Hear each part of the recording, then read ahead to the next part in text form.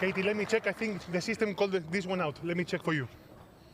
Oh, there's a little bit of a problem here with the the I think Siniakova has seen the mark very clearly, and so should the umpire. Really, he was right there. The fault came from the serve, please. No, hold on, we have an issue here. Well, it's, I suppose, the problem with technology. Sometimes it doesn't work. Center court, can you repeat, please? Karim, we have an issue here. I cannot confirm if it's out or in. And please do not continue because that's... Sorry, I didn't hear correctly the end of what you said. Can you repeat? Can you swap to VR headset? Again with the headset. Yes, let me know. You won't be able to hear the audible. Karim Goefi Garate. Okay, give me more info as soon as you know. In charge. Ladies, they are confirming. Karim, look, I just think that he was out. Ladies, they confirm that the serve was fault and they will send it on the board now. So it will be a second serve. It is working, yes, we continue playing. Yes. Well, substantially out. Ladies and gentlemen, the system confirms the serve was out. We continue second serve. Second serve? Yep. How? No, because How's that second serve? yeah, because they confirmed the ball was out. So But that's it's why. been like 20 seconds. No, the fault came as soon as she received. That's why. I hit the ball literally line. Yeah. Didn't come. No, we could hear a fault. That's for sure. And also I had red light, but Yeah, it but came. it's been 20 seconds since that came back. Yeah, I know, but they So how's confirmed. that second serve? That's ridiculous. Well, Katie, that's how I saw it, because. 20 seconds? Yeah, I know. It was a late call. I confirm. It's But not about the call, it's about the time it took to get that. I agree, Katie. Now I think the decision has been made. We continue with second serve.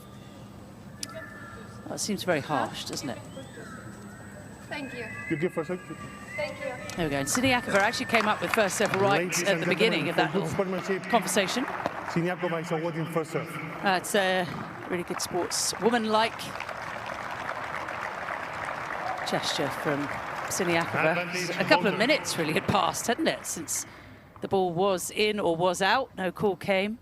Only right that Boulter gets a first serve. It is another game point. She's already got the break.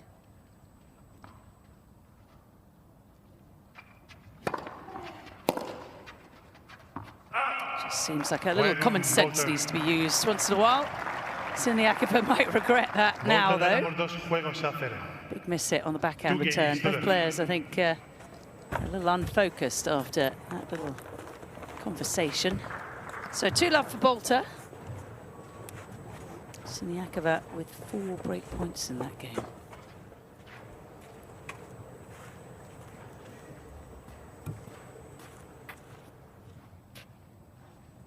A lot of players, you probably heard them speaking, they like the traditional way of line calling on a clay court where you can see the ball mark. But that is the future. It is, in fact, present, isn't it, to have Yep, there we go. electronic line calling at almost every tournament now. Full transparency, I don't know who Katie Boulter is. This is the first time I've seen her, so please enlighten me in the comments if you're familiar with her. I will say the Madrid Open every year I'm very familiar with, and it is always fun to see this tournament rocking and rolling. I will say this, though.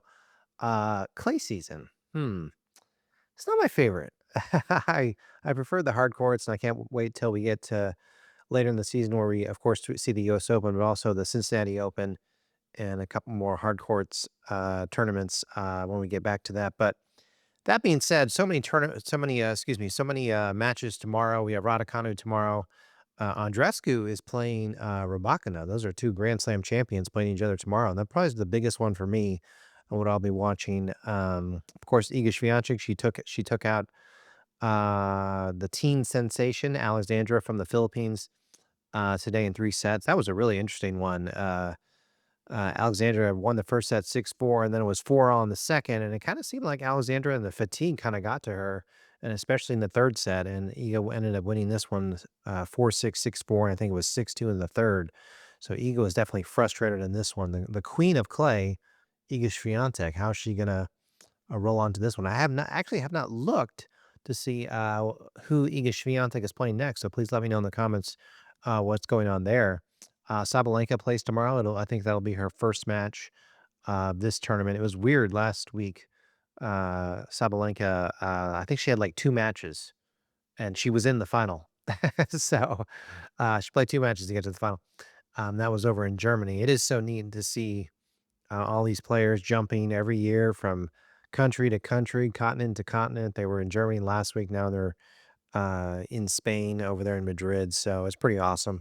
And what a life they live, but grueling. It's one of those things where I don't know about you, but for people who are not too familiar with tennis, the professional tour has got to be one of those sports that just really, really is grueling. Looks easy, but definitely is a super grueling, and you definitely can't play this sport on their level unless you've been doing it since you were a little kid. So they've been doing this a long time, and now getting money to play the sports. That's pretty awesome.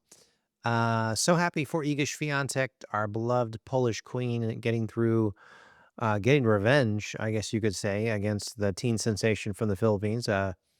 Alexandra, of course, beat Iga in the Miami Open about a few weeks ago.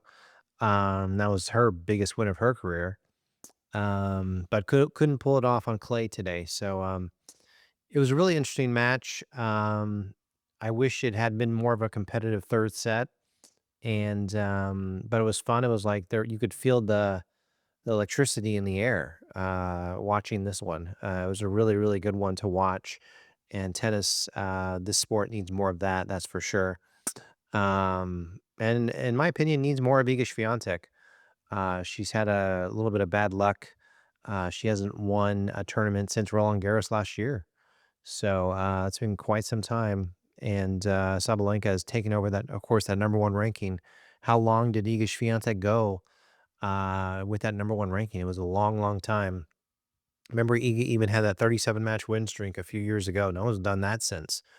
So we'll see how this pans out. It's interesting how life goes with Iga's talked about how she's kind of had some anxiety still from the whole doping thing. So we'll see how it goes with Iga Swiatek, but super, super happy that she won today. But that being said, I love Alexandra from the Philippines too. It was sad to see her go, but she's I need to check to see when Alexandra's going to play again. It's interesting to watch her this season because she goes from the Miami Open, then she plays in a WTA 125 last week. She didn't play in Stuttgart in Germany, probably because she didn't get a wild card to get in it, or maybe because she couldn't get in the country. She's talked a little bit about how she's had some visa issues with her Philippines passport. So, and then she ended up playing Madrid, which is pretty cool, where Nadal lives. So that's awesome. And we know the connection between Rafael Nadal and Alexandra. So that's pretty cool. Hey, I know you have a lot of options on where you can watch your tennis analysis. If you're watching here on Best Muscle Video on YouTube, thank you so much. There's a thanks button on the bottom right of the video player. Do you see that on your phone or on your computer? It just says the word thanks right there on YouTube. You can click on that and send me money that way. Any amount helps. Small, medium, large, works all around the world. We're always filming here in North Dallas, here in Texas, in the southern part of the United States. Right now, it is about 7:45 p.m. I've had a very long day, but I will say this, at least for today, thank goodness, it's been relatively stress-free, kind of. I just said that. I was hoping to say that with confidence, but then I'm going to add kind of on the end of that. So the thanks button helps. So if you can use the thanks button on the bottom right, thank you so much. So I can eat food today. Your help is so much appreciated. These matches playing in Spain, most of the matches here in the US, we're watching them at 6 a.m. in the morning, 5 in the morning, 4 a.m. in the morning. I want to say that I saw that the Robakina Andreescu match, that's Canada versus Kazakhstan, that match starts at I think 8 or 9 a.m. Central, something like that. So hopefully I'll be able to watch that. I watched, I did watch all of the Iga Swiatek match this morning. Had to step out during the end of the third set to head to do some work, but I still watched it on my phone, so that was a lot of fun seeing that match. And yeah, it went pretty quickly once they got to the third set. So we will see how this rolls along. We will see who takes the Madrid Open. Forgive me, I do not know, do not remember who won the Madrid Open in 2024. So enlighten me in the comments with that. If I had to guess, it was Sabalenka or Rybakina. Um, really interesting to see. I'll end with this as I think about Rybakina a little bit. Uh, when players switch coaches quite a bit, that seems to be some trouble for the player. Am I making that up? Iga Swiatek, she switches coaches, having a little bit of trouble now, doing not as good as she used to. Rybakina and that kind of tense thing that happened with her coach, she no longer with him. She's having a little bit of trouble now. Maybe that, I mean, it sounds like that was best for her, definitely in her situation, but she's not winning as much now.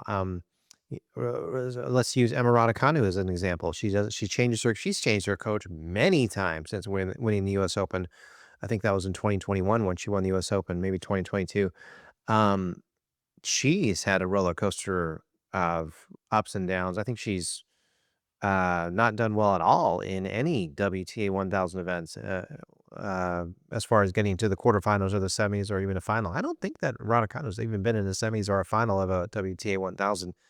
Of course, she's got that U.S. Open Grand Slam win under her belt, but players who switch coaches over and over and over and over, or even once, it's concerning. Let's use Arina Sabalenka to maybe prove a point. She's been with her team and her coach, seems like forever. She's doing pretty well now. So I think it takes a while for the coach to get to know the player, maybe. And even Naomi Osaka, she's changed her coach. And of course, she's, started a family, had a baby. She's trying to make a comeback from that, if you will. That sounds kind of weird saying, but not a comeback, but she knows she's trying to get back into good form, as I hear professional tennis players say. Um, and she's having trouble winning, kind of changing coaches there, or maybe bringing on a coach for the first time in her career. I'm not quite sure if she's had a coach when she was winning all those Grand Slams. I think she's a 4-time Grand Slam winner, former world number one, Naomi Osaka also. So one of the formulas of professional tennis is maybe finding a coach and sticking with him or her. We'll see how the young 17-year-old Mira Andreeva, how long is she going to keep Conchita Martinez on her team and her coach? Mira is an interesting character, so we'll see how that goes. But yeah, switching coaches over and over might not be the right formula, but don't kill me in the comments. That is just me chatting and bantering away because we love the sport of tennis, and we cannot wait to see more Madrid Open matches tomorrow. Thank you so much for watching here on Best Muscle Video on YouTube. If you haven't hit the subscribe button, please do so. You got the thanks button on the bottom right of the video player. And hopefully I'll see you right back here tomorrow, this week, or later this month, later this year. Please keep it here. Thank you so much, and I'll talk to you later. Bye.